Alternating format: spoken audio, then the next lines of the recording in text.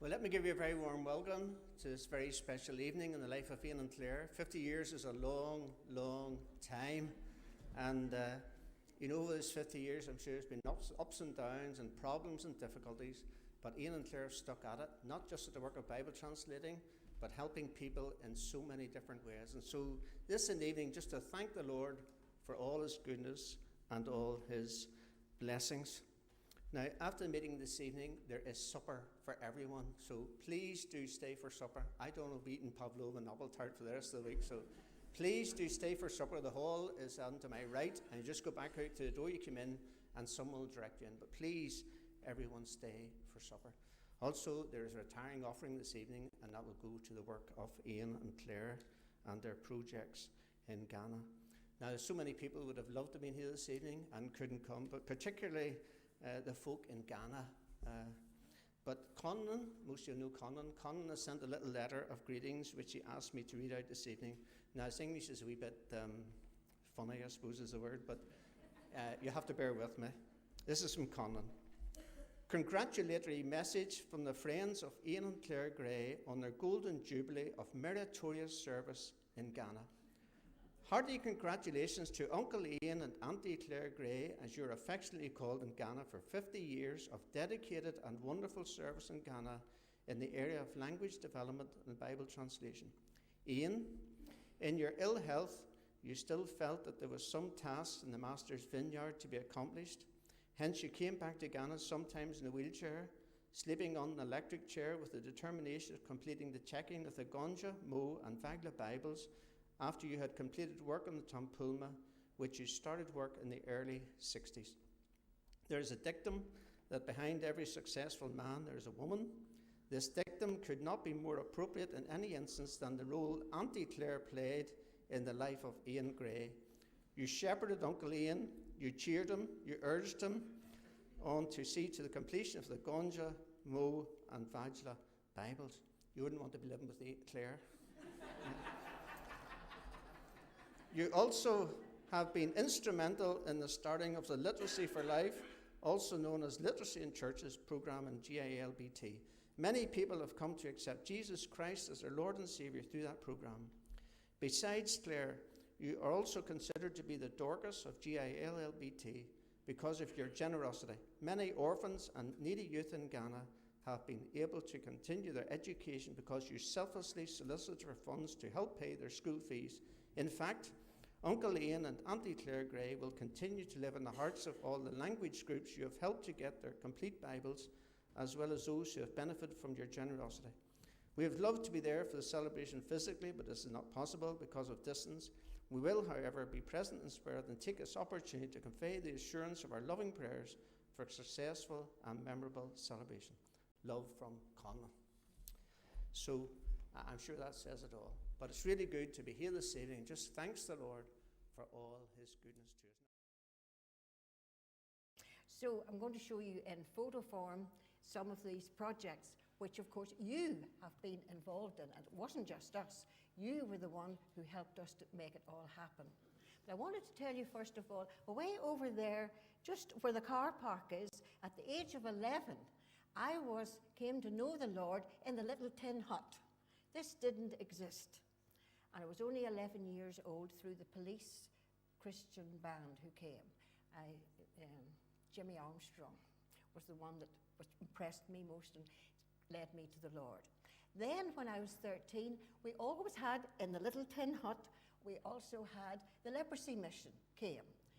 And the late Mr. McCandless came faithfully every year and showed what they called in those days as lantern slides. And so I was well briefed in the mission in lepers. But the thing was, I never felt called to work as a nurse, but I did feel called through his work to become a teacher. So it was interesting through my teenage years, and then when I did go off to Strand to be a teacher, you meet your boyfriends at that time. It was very interesting with the ones that I did meet. Everything went fine until I said, I'm going to Africa as a missionary. Well, I tell you, I was dropped like a hot brick.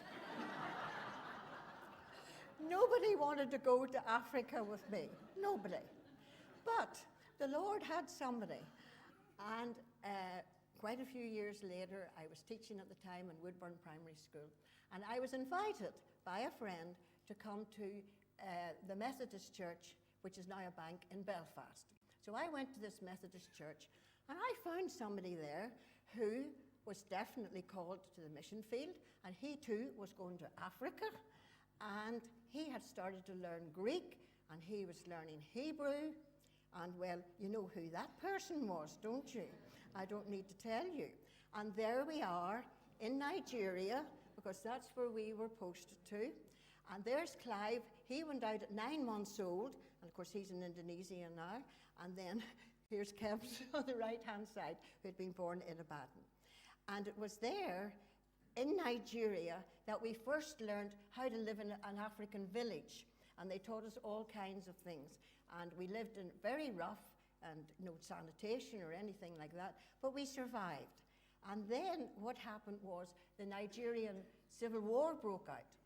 And so in June of 1967, we were evacuated out and we came to Ghana. Some went to the north of Nigeria, but we went to Ghana. Now this is Accra on the coast, and in those days, or in the earlier days, the traffic was very, very light. Very few cars in Accra. Of course, you had the good parts, and then, of course, you had the not-so-good parts. But down by the coast, all along the coast, you always had your canoes and your fishing boats, because there were terrific fishermen all the time along the coast. Now, we are in Ghana through the university, the Legon University.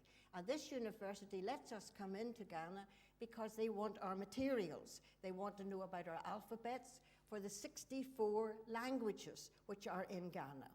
And then our mission eventually has been working in 32 of those languages. But of course, our work is much more up in the north. And this lake, man-made lake, is the very biggest one in the whole world. Now, Paul, I believe Zambia has the 4th biggest lake in the world, but Ghana has the biggest. And that provides the electricity.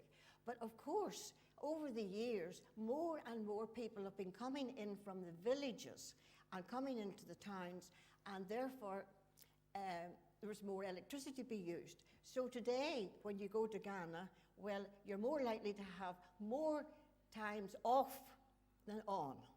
And of course, that doesn't help us very much when we've got computers all the time. Now, 400 miles up, where most of us are working up in the north, this is Tamale, where you heard Mark talk about. And Tamale on Saturday morning is when we go shopping, and it's just crowded with people, and there's high life music coming out from all the shops. So you couldn't be sad there. Really, you couldn't be, because this music is with you all the time. And the people are laughing and smiling, even though they haven't got a great deal of money. And of course, it's very Muslim. So I don't have to wear the special clothes, but I do have to wear a long skirt. And then 98% of the north is really Muslim. Now, on a Saturday morning, here's where we come and we buy our apples, which come from Burkina Faso, and we buy bananas and whatnot, and lots of things. Oranges and bananas are very popular. Now, this is up in Tamale, where now we have so many cars and so many motorbikes. Trust me, there are 8 on that motorbike. There really are. And that's the way it is, and it's so dangerous, and they just think they rule the road, so you have to dodge them.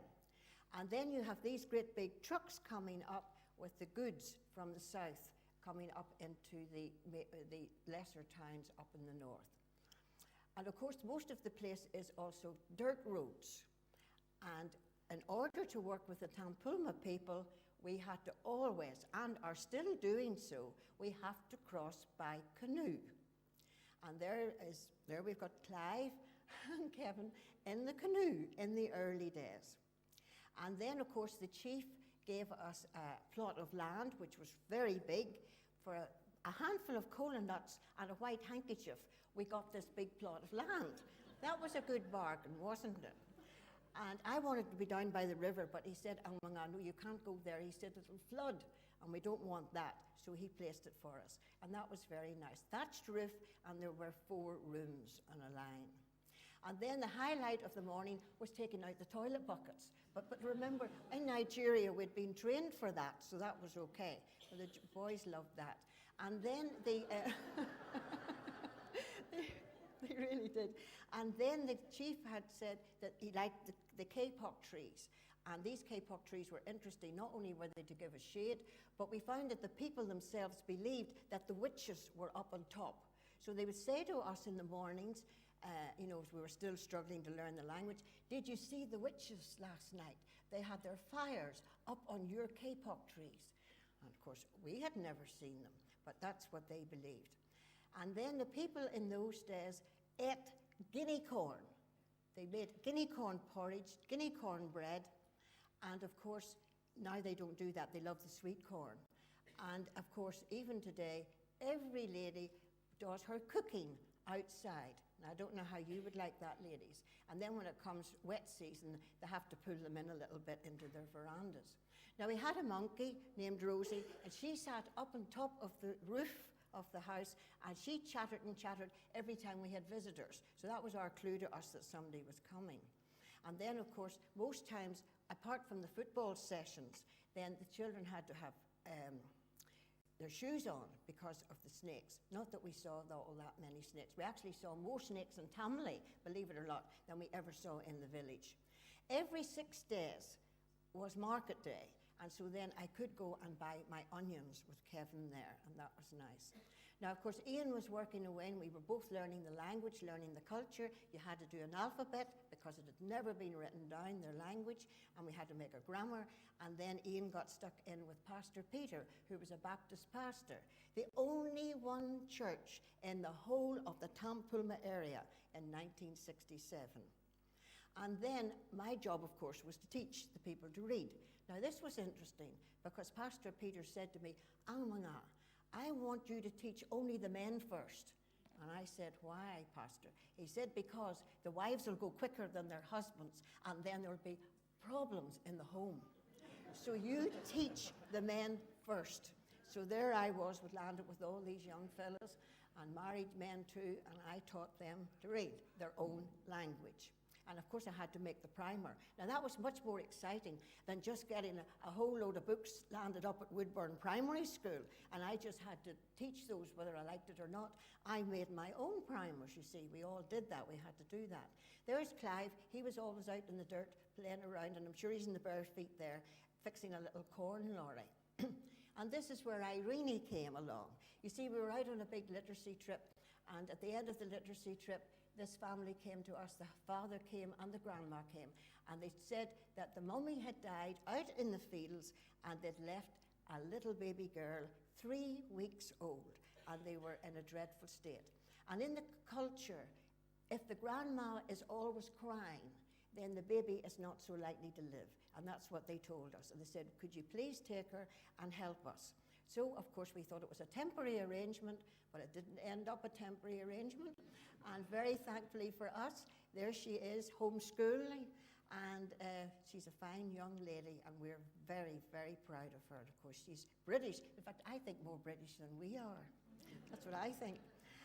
And then in 1978, we had the dedication of the Tampulma New Testament, and that was lovely. And the church, the one and only church, of course there were a bit more churches coming by now because of the scriptures, and the drums were played.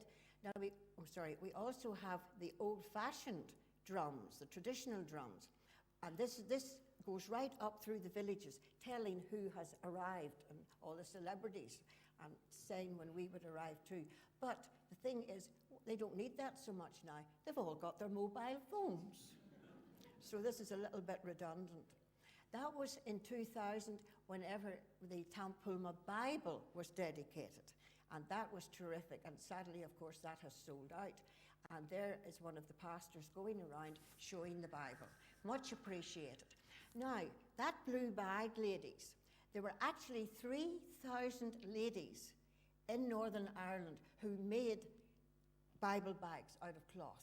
3,000 of them. And we sent them over, went with us over to Ghana, and they were much appreciated. And I can't believe it tonight, I've been handed a Bible bag, a knitted one this time. And that is just lovely. The ladies who did that for me, it's just great, because the new Bibles that are coming out are much smaller, and that will just fit them beautifully, and they will just love that. Now, every home crusade has been a tremendous help to us over the years. They've been able to send us with other shared missionaries, especially their calendars. The people just love their calendars, but they also love their Sunday school materials. And this is at a workshop. We have translation workshops, we have literacy workshops and cultural workshops, and this is a great opportunity for me to give out, and they're all desperate for this material because these are going to people who can read English. Now then, there was a famine was mentioned by Paul, and the bags, these are now bags of sweet corn because the people are growing the sweet corn. And this is a family getting a bag of corn. Now, one bag of corn, sweet corn, will do a family for 2 months. So my job has been, when there's been a shortage like that, is to try to provide them with 3 or 4 bags to keep them going. And they are so grateful. And this church and many of you helped me to buy many, many, many bags of sweet corn. And thank you so much. You also helped with putting on roofs on churches. They're good at getting it up to roof level, but that's when they get stuck and they need a little bit of help. And I must thank you for all that. Now today we have 51 churches in the whole of the Tampulma area, and 31 of those actually are pure Tampulma. Everybody's a Tampulma in the church.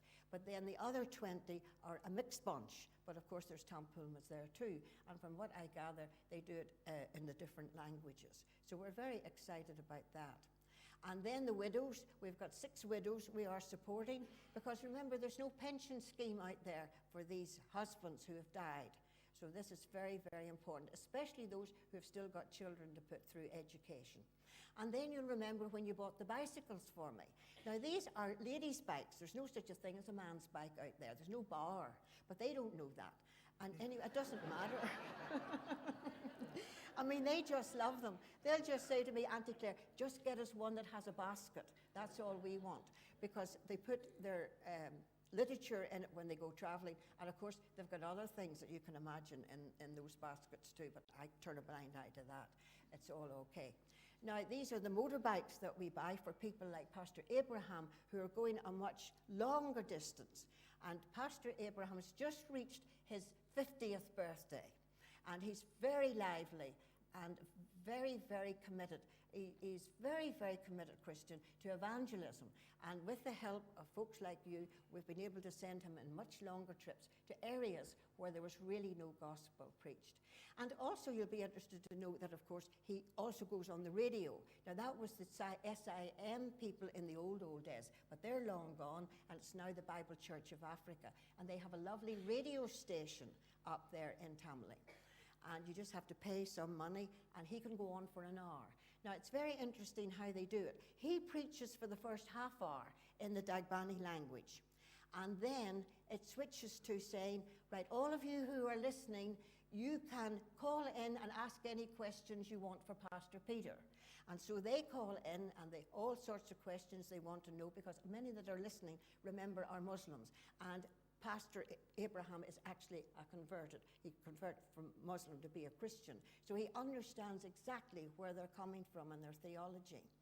And then, at the end of the hour is up, and so that has to finish. The Bible Church of Africa leader says, now, here is Pastor Abraham's mobile phone number. You can ring him again anytime you like. And Pastor Abraham says to me, oh, madame, he says, that's what he calls me. Oh, madame, he says, you can't believe it. They go for another week, and they're calling me night and day. But he says, it's wonderful, because so many of them, I can lead them to the Lord over my mobile phone. Isn't that wonderful? And so he's just done a fantastic job. There's no end to him, though. I mean, I try to get finished with him and say that you've got to get on your own. Oh, madame, I need your help, Because he's just bursting with energy, isn't he, Ian? Endless. He and I could talk for hours, isn't that right? He's worse than I am. And then there's another help you gave. These Dagbani Bibles, which had eventually been, just came out too costly. The Bible Society had printed them, and then I think that was a wee bit on the high side. But it meant that people like Susanna here, a student, just could not afford to buy her Bible. And this is where you folks all came in, and we were able, Pastor Abraham sold them then at a reduced rate, and they're all so happy to get these hundreds and hundreds of Bibles. Now, there are your goats. Now, Pastor Abraham gathered up enough to make 20, but of course, it's always the male ones whom he sells off for, maybe school fees or maybe medical bills or whatnot. You don't need many goats. You only need one male goat for 40 goats, so that's okay. But it's the female who's important. He always keeps his female goats. They all do that. And at the end of 3 years, the female will have produced about 20 young goats. And so then she goes to the butcher's. Well, she's finished, poor thing, isn't she, with all that? And then, of course, here are your cows, Morris and Alan. Oh, it's not 2 cows. We've got a minimum of 200 out there, and it's more than that now. But I know at one count we had 200. All the females, and they're wonderfully tended by the Fulani people, who are sort of cousins to the Maasai ones in East Africa. They're wonderful with the cattle, really. The cattle really love them. And so they take care of them. And that has been a tremendous blessing to the people. Whereas the goat is £20, but you see the cow for a long time was £100. So that was really a big, big gift to our people. And most of our people now, I have checked out, have got about 8 to 10 cows, female ones. I'm not interested in the males, but the female ones. And that's a tremendous sustainability for them. Now, my colleague is Nelson there, a headmaster who gave up his work 10 years ago to come into translation and literacy work. And he's just my right-hand man, and he's marvelous. I've taught him everything there is to know about it, and he just knows more than me now, and that's great. And of course, as you know, it's not just a question of teaching them to read. In our program in the churches, they have a Bible story, they get a little message, and then they learn a memory verse. And that is terrific. And he's good at keeping records, because I'm not so good at that. And he does that, and he tells me that there's over 20,000 young people all on this program, which is marvelous, and many of them have come to know the Lord through it. You see, the pastors have been more interested in it now. They were interested a bit in the literacy, but not that much. But when it came to the Bible story and the spiritual bit, then their eyes light up, and then they're encouraging all their members to learn to read. And of course, outside here we have the young children and the younger people who are also learning these memory verses. Now, there's your Connellan. Didn't he do a great job? I didn't know he was going to write that. He congratulated us, but it was quite short. But I didn't know, Morris, that he had sent this to you. You see, Connellan is good at that kind of thing, and we use him a lot at the university to go down and take reports down and that, because he can do that. But thank you for your Smarty Tubes over the years for Connellan. Now, you might think 20p isn't very much, but I can tell you that the old saying goes, it's very true. What is it? You take care of the pennies, the pounds will take care of themselves. Well, the 20p's take care, and I tell you, every 3 months, I go up to my Ulster bank, and I'm able to send through £300 roughly, or £400, because of all the ladies in Northern Ireland. So every quarter, I send that through, and he gets it to his Barclays bank. And it comes in his phone, and then he'll call me on the computer, and he'll say, Auntie Claire, I've got it, I've just gone to collect my money. And he has it, from the time I send it here, in 4 days, he's collected his money. So it's really marvellous. So keep it up, please, because that's over £1,000 a year Connellan is getting, and he's using it to go out to his villages. And here he's in the Old Testament, and he's reading to the pastors and the leaders there, and then they make their comments to make sure that, they're happy with the Coma Old Testament. And another thing Connellan is very involved in are the recent converts, the recent churches. And so it's your money that's helping him to go out and visit all these villages, because, of course, he's based in Tamale with his translation. Now, another wonderful thing happened. You were all able to help us put up a clinic, because there was nothing in those days. And we are very grateful to the late Joan Duff. Sadly died some years ago, but she was a sister. Is that right, Bob? She was a sister in the Royal Victoria Hospital, and she just loved the Tampulma people, and she loved especially the medical side of the work. And that clinic lasted 17 years and did a tremendous job, and the government picked it up and said, we're going to make a really big one for the Tampulma people. And they did, on the other side of the village. And the good thing about them taking it over was they send their student nurses to supplement the work out there. So there's always student nurses coming to work in that clinic. And of course, for some reason, both the Coma and the Tampulma children have cataracts. Some of them have very serious cataracts. So Dr. Seth, a lovely Christian trained in Russia, he would come out and he would help. We would send them into Tamale, and he would see to all their different problems with their eyes. There's Ian talking to Dr. Seth, because you folks helped us to buy a reconditioned machine from California, and it was £6,000, and we got it shipped and everything over to Ghana, and he's using that now and very happy with it. When they get these boys have had their operations, have their glasses, many of them now can go to school, and many of the early ones, of course, are happily married. Many of them have come to know the Lord, and we're very happy for that program. Now, of course, as Paul mentioned, there was the water program, and that was the dirty water. The goats and everybody used the river, wash your clothes, everything. And then the European Union picked us up out of 12 different villages. And we were fortunate to be picked up, and it cost them a lot of money to put in 140 solar panels so that the people could have in their boreholes clean water. And it's very easy now. You don't have to wrestle and have somebody to help you with it on your head. You just turn the handle and the water spurts out. And there's far less hernias now amongst the women than there used to be. So a big thank you to all of you who were able to do that for us. And then we have solar panel lamps, which we give into the villages, because that's much better than their little small lamps. And especially you can see how dark it is. It gets dark at 6 o'clock there in Ghana. And so, we don't have as much daylight. And there are 600 people watching the Jesus film. And we got the equipment from you too, and we were able to show that. In Wycliffe, generally, we always have Jesus film for the people, because it's very, very, very effective. And then we noticed that Nelson and I had noticed that the schools out in the villages were not receiving from the government, which was supposed to come free. But with your money, we were able then to go out to the village, buy the books in Tamale, and then get out to the villages. And of course, I love my back of my motorbike. I don't ride it, but I always ride on the back. And it's just terrific to get you in and out and get to places. And you don't even really need a helmet. Maybe I should have one on, but I would never dream of doing that in Tamale. But out in the bush, it's not so bad.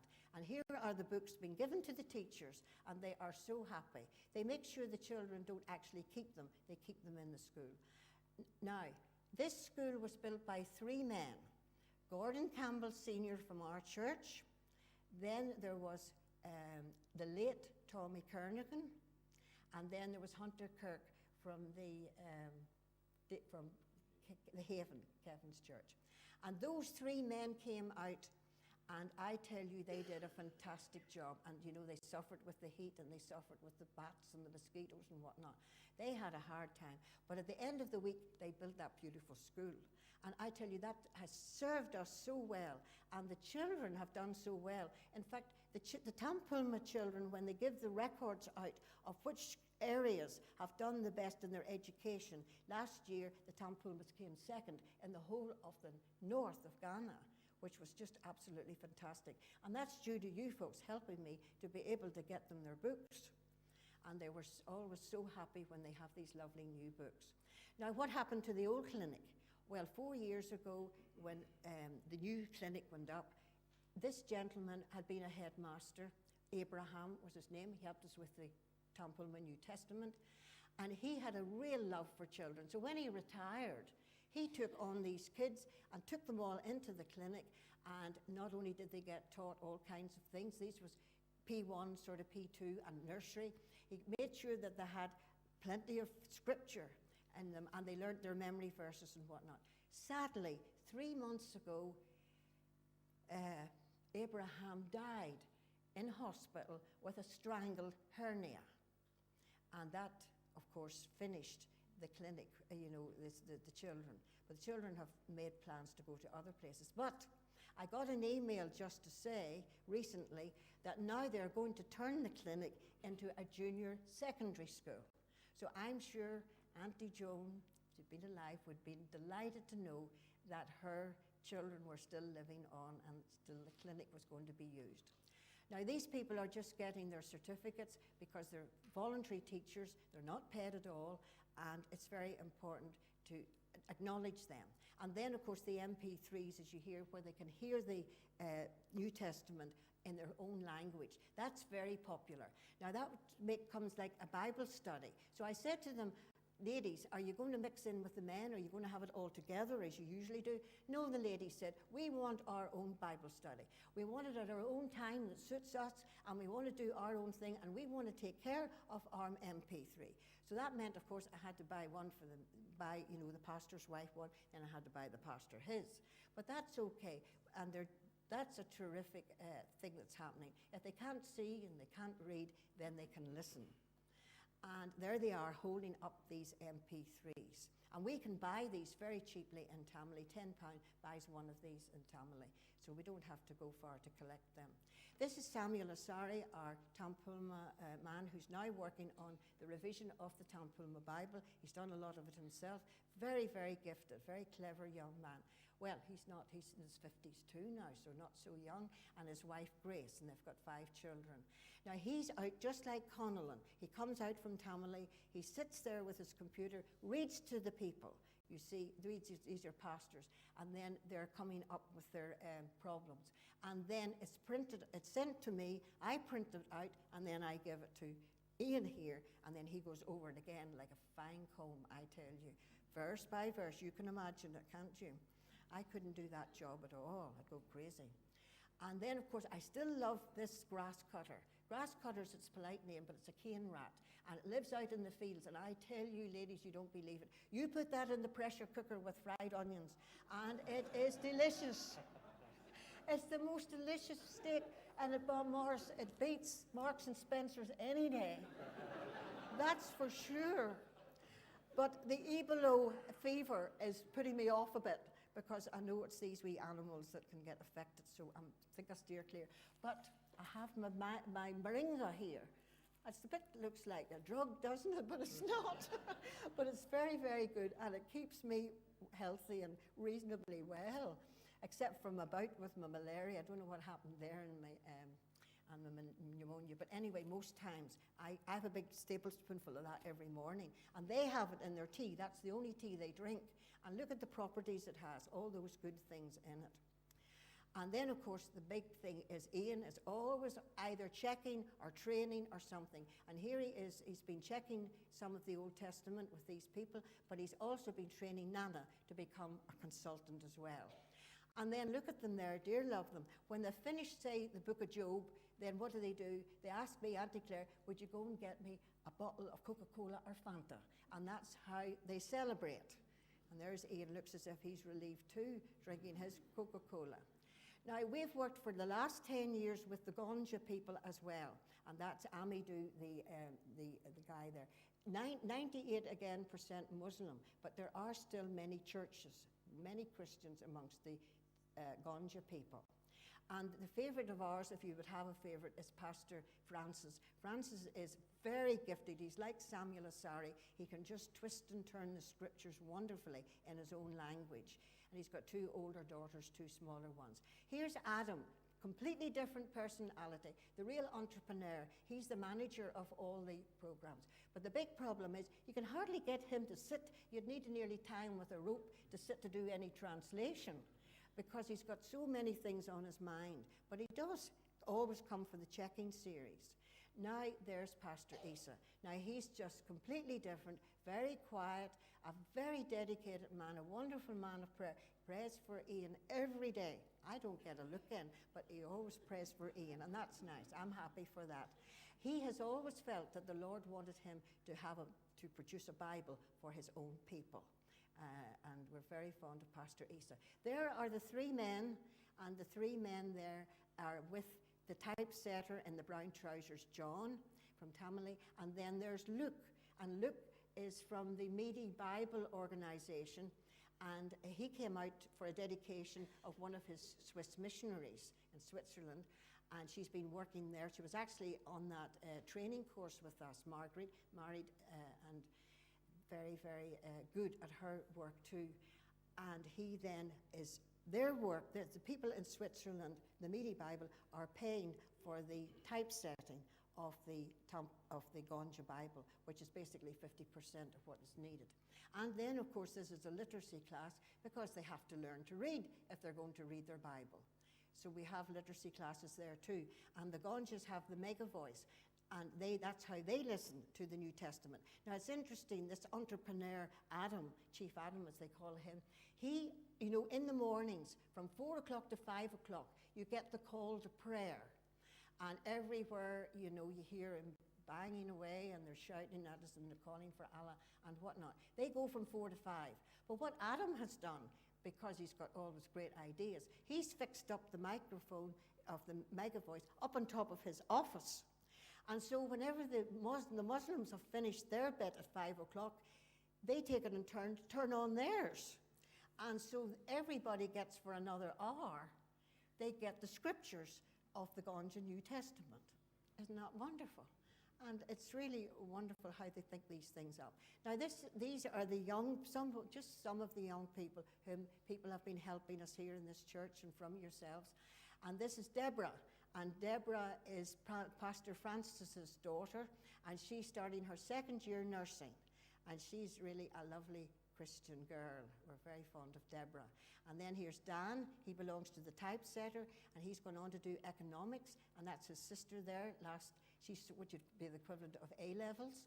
And then we have a Tampulma pastor's daughter out in the Tampulma area called Salome, the one in the middle there sitting. And Salome is getting help from you folks, and she is at the School of Hygiene and starts her 2nd year. Here's another bright spark, John, and he also is doing science, starting his sciences at university and getting help, because he's another pastor's son. He just couldn't make it. And this is an interesting lassie, because she is actually was a Muslim. She came from a Muslim family, and her father worked in the grounds, and of course I like gardening, so I was always chatting up Kadri. And then Kadri said to me, I don't really want my daughter, this was when she was very small, he said, I really don't want her to go to a ladies' Muslim school. I'd rather like her to go to one of your Christian schools. So I said, okay. So I was able to get money, and she went to the Presbyterian school. Anyway, she's gone through, and she's in junior secondary, and I just got an email from Nelson recently to say that both she and her father have come to know the Lord. So it was a long wait. I thought the Lord was never going to answer our prayers, but he did. And then this is Nelson's 2nd boy, Ben, and Ben's just going off this year to do 6 years medicine. So that's very encouraging, and he's got his help too. Finally, this picture here is of Mercy, who had never been to school except to learn her own language in the village. And yet in her mid-teens, she was able to fit into the school system in Ghana. Then she went on for nursing, and she's just finished her exams. And I got an email from her just the other day to say, Auntie Claire, I'm just going to be able to tell you that next month I'll be posted to somewhere in Ghana to work as a nurse. Isn't that wonderful? And we want to thank you for all that help. And last but not least here, we have our president of Ghana. a lovely Christian man called John Mahama. And John is really a lovely, gentle soul. And on Sundays, if he's not at church, he's out preaching. And John here, the president, is also waiting for his Ganja Bible, because he's a Ganja man. So you see, Morris, we can't just retire just yet, because we've got these 2 Bibles to see through. And they'd be devastated in Ghana if we stopped right now, because we're helping them and whatnot and praying, and they're praying. But we do really pray with us that we do get these 2 Bibles finished by the end of the year, because then maybe I will seriously consider retiring. But it'll only be from Wycliffe. It won't be from Ghana, because I know for sure that the way they're praying for us, they just will be emailing me. I think they'll be even emailing me when I get to heaven, because they never give up. They are just keep going at such a rate, you can't believe it. And I just want to finish to say that, it's with all your help that all these photos have taken place. It wasn't just Ian and I. It was very much a partnership. Now, just to finish, way back in 1965, September 1965, Ian and I went out on the first boat with baby Clive, 9 months old. And of course, that was the boom year for missionaries. Oh, they were loads of missionaries in the 60s and the 70s and the 80s, but the 60s was a fantastic year for missionaries. And there were loads of missionaries on that boat too. And there was one very old man, of course, remember we were heading for Nigeria at that stage. And there was one very old man called Bobby Dixon. And the other missionaries said to him one time at a prayer meeting, they said, "Tell us, Bobby, you've lived for years in Nigeria. You've worked for years. Have you any regrets?" And the old man said, "Yes, I have one regret." They said, "What's that?" He said, "I just wish I was 21 and doing it all again." And that's what Ian and I say too. We just wish we were in our 20s again and doing it all again.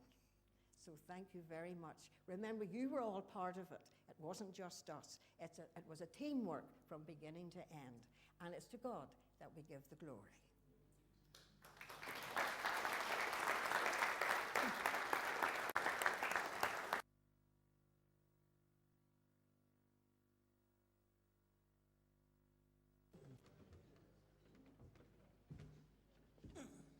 Well, she's a hard act to follow.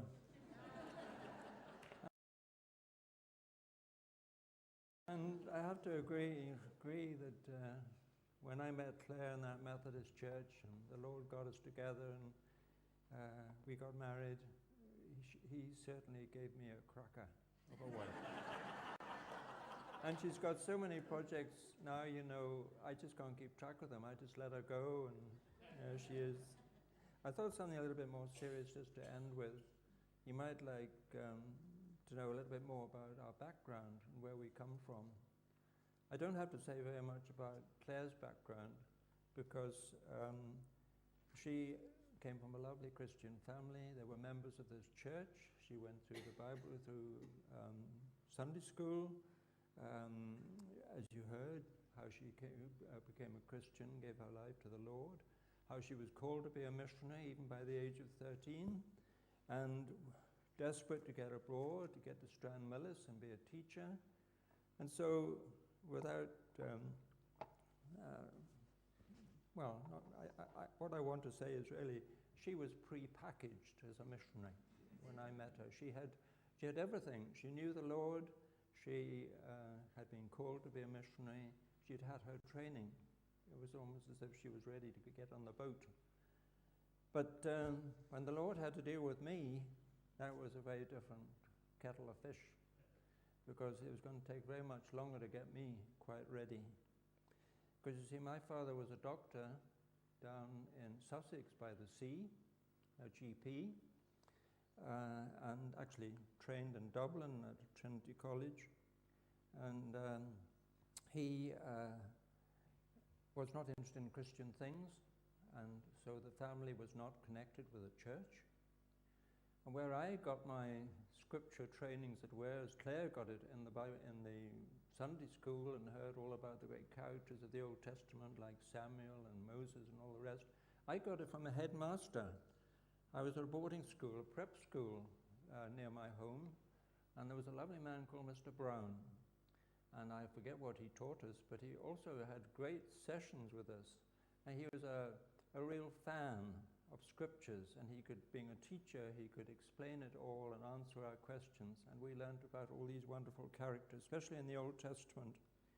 And then the two schools, when half the time I was there, halfway through, the two prep schools amalgamated because it was during the wartime.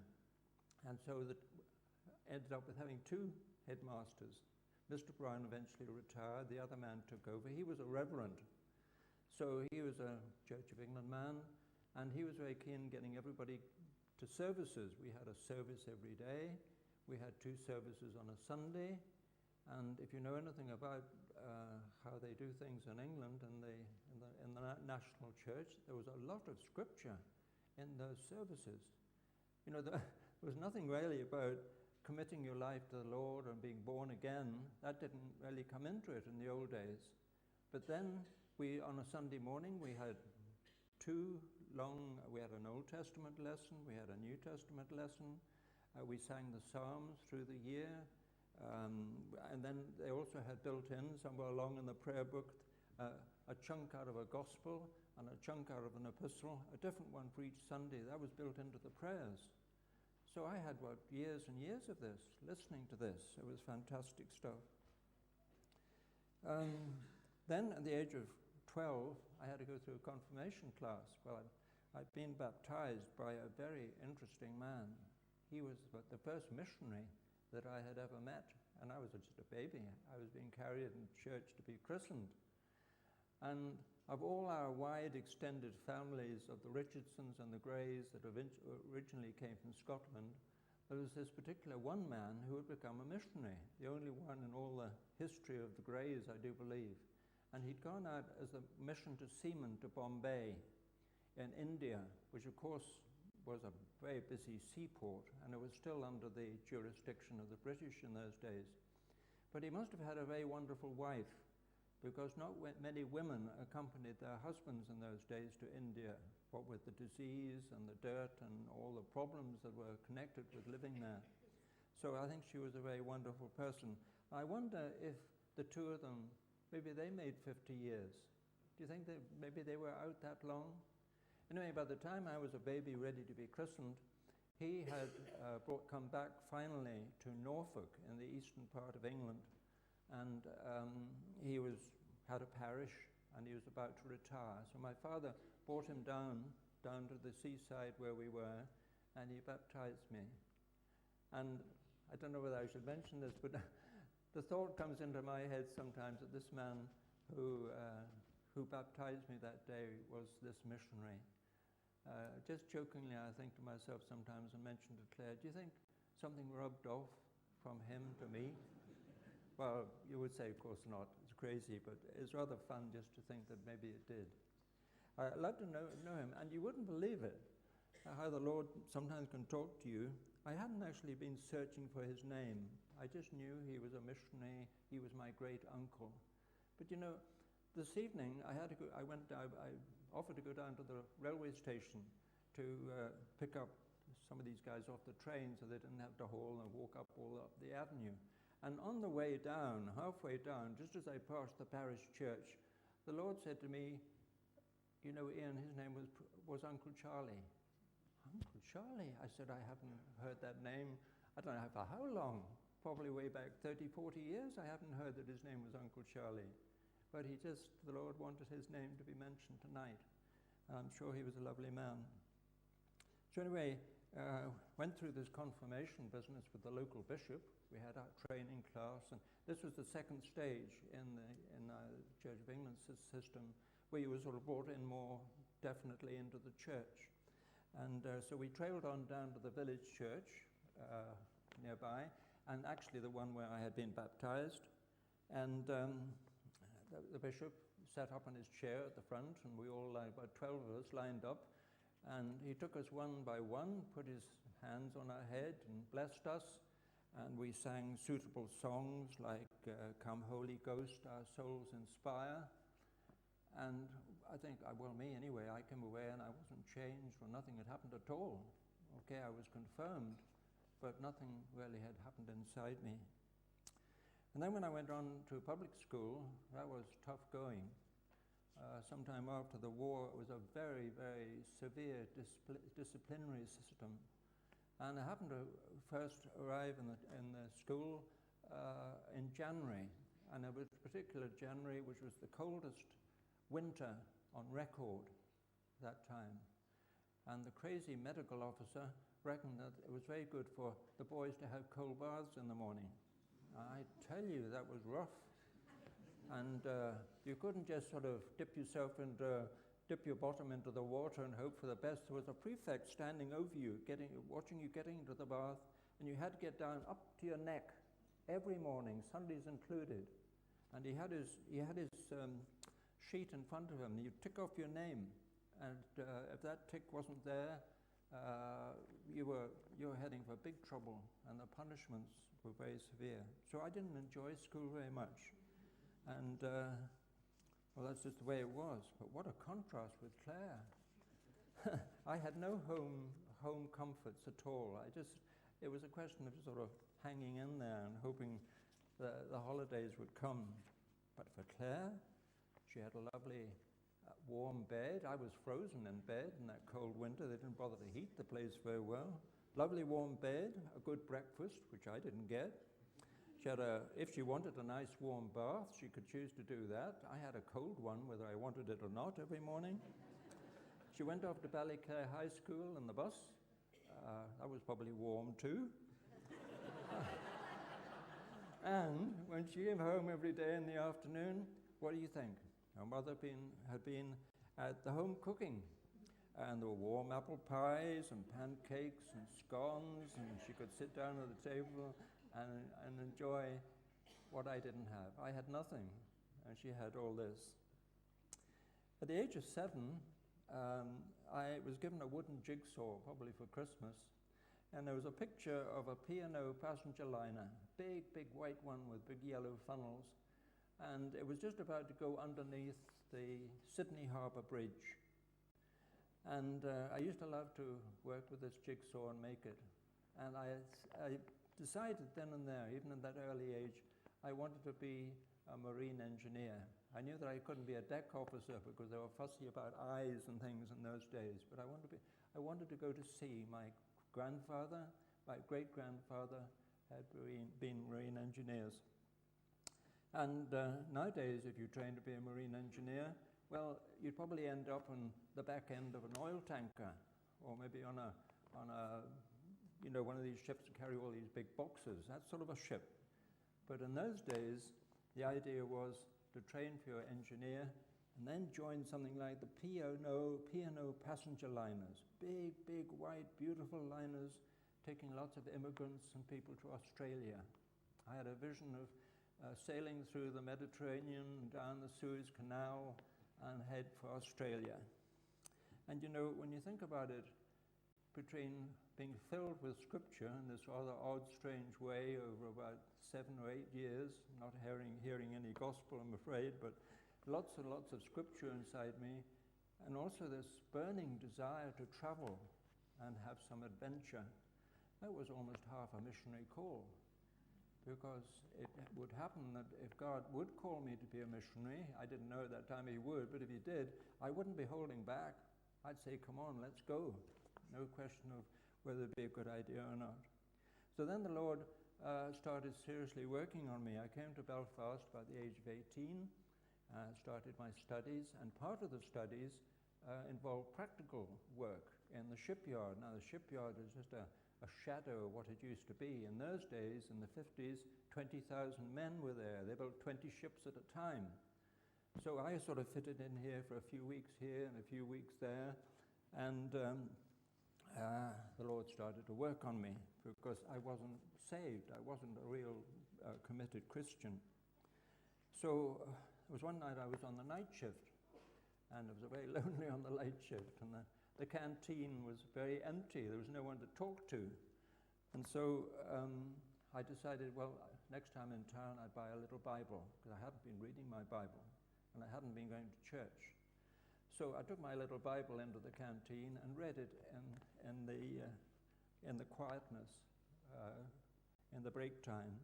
And I was particularly drawn to the Gospel of John and to chapter 14, verses 15 to 17.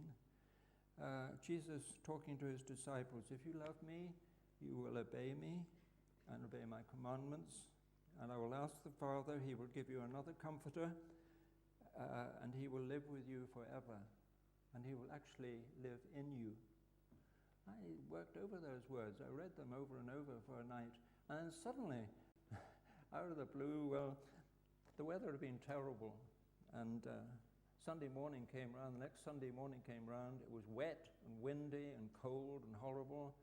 Well, we didn't have weather forecasts on TV in those days, but I reckon that it was probably going to be wet and windy for the next week too. And I wasn't feeling too great, a bit, well, not depressed, but wasn't feeling too great. And I sat up in bed, and I didn't know how to say Lord, but I said, this is really true, and I do believe it in the Gospel of John. God, would you come and help me? I need you. And you know how the scriptures say that if you really are sincere about what you're asking, he will come. But the strange thing, or unusual thing, about my conversion was when that actually happened, when I actually said those words, there was a warm, wavy feeling went down inside me. It lasted 5 or 6 seconds. And, well, I thought to myself, oh, that's an interesting, as I never had anything like that before. And for 2 weeks, I did my studies, I did my work in the shipyard. I didn't feel any different from before. I had nobody to talk to. I didn't know any Christians. I couldn't ask them about this thing that had happened to me. And then I went in one Saturday morning into the APCK bookshop. It's not there anymore, but it was a Christian bookshop. And there was Billy Graham's book, Peace with God, just published. So I bought it, took it home, and it didn't take very long before Billy Graham was talking about, well, how you get born again and all the rest of it, and how wonderful it was. But he said the most important thing is, once you're committed like that to the Lord, you've got to witness. You've got to witness and tell people about it. Well, I was living in a house full of students, male students, and there was one Catholic in there. And when I tried to witness to them, the Catholic was the only one who would talk to me. And so we spent an evening together. But that was a bit of a disaster, because what happened was I didn't know there was a rule in the house. Don't talk religion in this house. It's forbidden. I didn't know that. So when the boss man, the owner of the house, heard what I had been doing, and obviously was going to start talking to everybody else too, he kicked me out. No warning. He said, out. Well, you can stay. He says, you can stay a day or two till you get fixed up, but get out of here. I don't want to see you anymore. Now, I was a long way from home. South of England was a very long way from Belfast, and I had my studies to do, and I couldn't break off and go back home to Mum and Dad. So what I did, I took time off my studies and my work at the shipyard, went around the advertisers, talked to a few taxi drivers, and said, where can I go and live?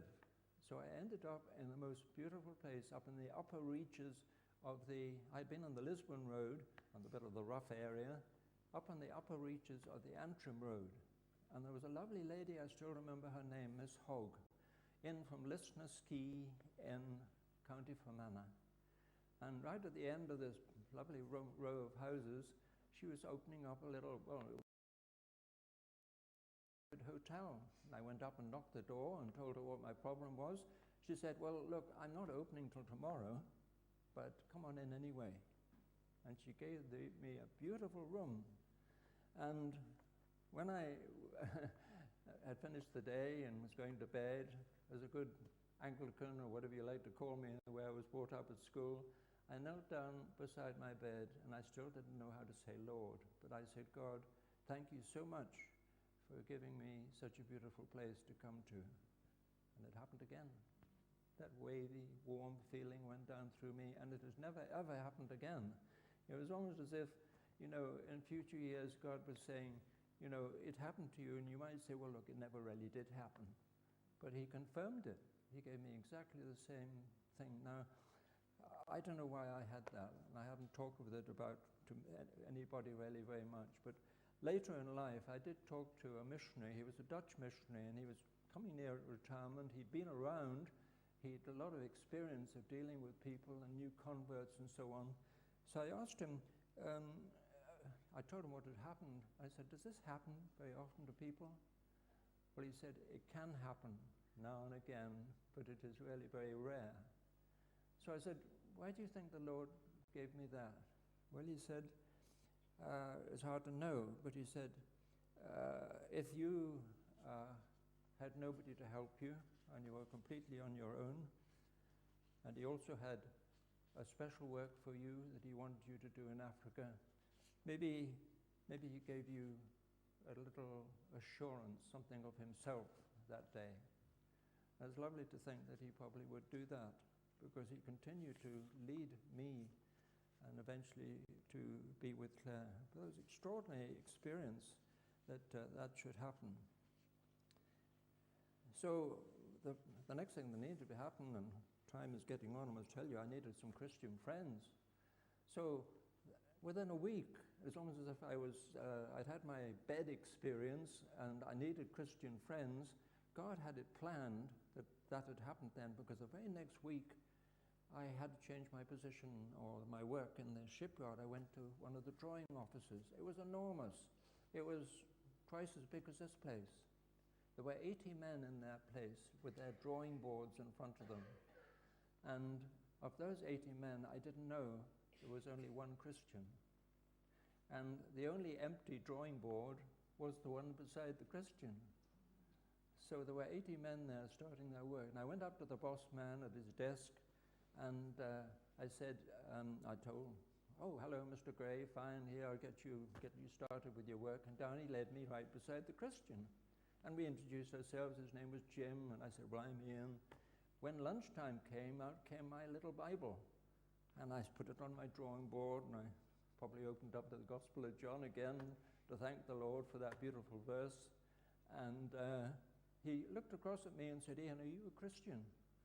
Well, I said, I'm a Christian, but only just. I said, only a couple of weeks.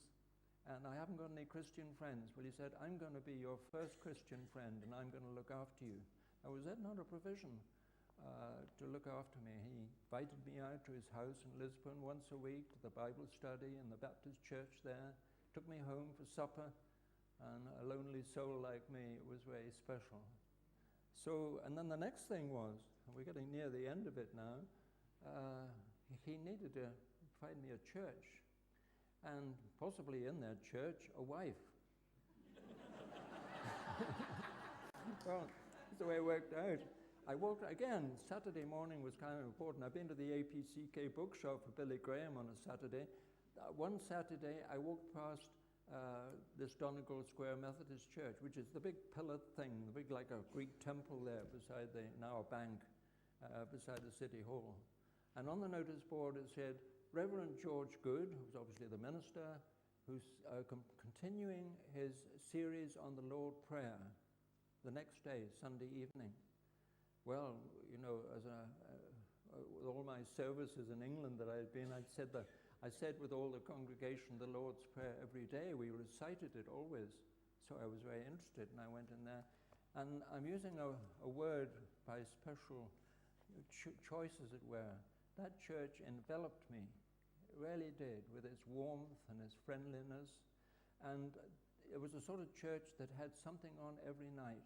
There was a youth guild, there was a youth fellowship, there was a Christian Endeavour, there were weekends for the young people down in Mill Isle. We played tennis up at Edge Hill. Everything was really going, and a lot of students from the university were there too. So it was the most beautiful place, and she was there too. Well, it didn't take us long to find out that she was desperate to go abroad and I was desperate to go abroad, so we started to go together. I don't know if young people go together these days, but that meant to say that if you were in a meeting, you sat together, and when time came for her to go to the bus, you took her to the bus and escorted her there, and we started to get to know each other very well. And then, of course, eventually, she, as you know, she agreed to marry me.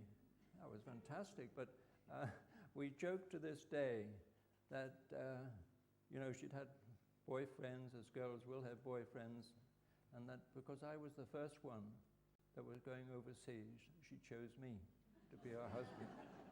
Well, it was much more to it than that, but it was a lovely, lovely thought. So then, we put our heads together and we said, how do we know where we're going to go? What are we going to do?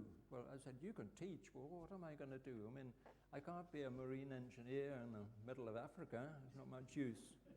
So, again, the message came very quickly. Youth fellowship, Sunday night, underneath the church, lovely warm place. And they had a visiting speaker every Sunday. And a particular Methodist minister, missionary, came home from the Delta region of Nigeria. And he not only did his ministerial missionary work, but he also was part-time on a translation committee. And on that translation committee. And he said, well, we struggle along. We try and do our best moving into this other language. But he said, there's a really professional outfit, American outfit called Wycliffe Bible Translators. They specialize in Bible translation. They work alongside the local universities. They work out the alphabets and they do the translation work. Well, these days if you suddenly get a name in your head and want to find out something, you've got Google and you've got the internet and all the rest of it. There was nothing like that. There was no way to find out who Wycliffe was and so what Wycliffe was. So what happened then? Sorry? I missed my bus. Pardon? I missed my bus. Oh yes, sorry, finally. We're getting to the end of this fabulous story because it is really getting late. And she missed her bus on the Doak Road. In those days, only went for an hour, and she missed it. And I went round the bookshops. Erskine and Maine, still not there, another bookshop that's disappeared. A secular bookshop in the middle of it. A big book, face outwards, right in the middle of the window. 2,000 tongues to go, the story of the Wycliffe Bible Translators. I went in Monday, it was closed, so Monday I went in, and the assistant had to take me right to the back of the shop. And the book I wanted was tucked in that way, and all you could see was the 2,000 tongues to go. It didn't have room on the jacket to put Wycliffe Bible Translators, and I would never have got it. We read that book. We heard about the radios, the aeroplanes in Mexico and Brazil reaching Indian tribes, and we said, wow, this is for us. So we did our training with Wycliffe, 2 big summers, went to Bible College, American Bible College in France, and off we went. And then we had to face things like witch doctors. I had a witch doctor go past my window. Claire was up in the market, and the witch doctor had a big mop over his head, and he had to swing his head in order to see where he was going. He walked right past my head. And where was the girl in the house who helped us learn the language and who brought the water from the river? She was under the bed, hiding under a sheet. The women were terrified in Temple Milan of these creatures walking around, these witch doctors that looked like animals. So anyway, eventually we were invited up to the funeral where he was going, and we sat 6 hours on stools in the darkness underneath the stars, waiting for the old lady to be buried. And the next morning, the chief sent his 2 senior elders to us to our door and said, we were so impressed with you staying so long to see the burial of the old lady. We want to give Claire, didn't know your name, whatever she said, the white lady here, we want to give her the same name as Angmanga, who died. The one who died was blind. She had obviously had river blindness. And they said that she couldn't cook because she couldn't find her pots. She couldn't sweep the house. She couldn't go to the forest to bring in firewood. She couldn't do anything. But we believe that this new Angmanga, this new white Angmanga, was going to help us. And my goodness, I tell you, Claire did help them. Taught them to read, taught teachers to teach their people to read. And then, of course, as you heard, as the scriptures were translated, suddenly the whole place was transformed. It's been a wonderful experience, and I am finishing. I'm sorry for going on so long, but I just wanted to just say at the very end how much, with Claire, how much we appreciated, you coming tonight, how much we've appreciated you supporting us along the way. I didn't quite make it down through the Mediterranean and the Red Sea on my P&O super white passenger liner to Australia. But between us, we did a work really which was very much more valuable than that. So thank you very much for coming and bearing with us and listening to us. Thank you.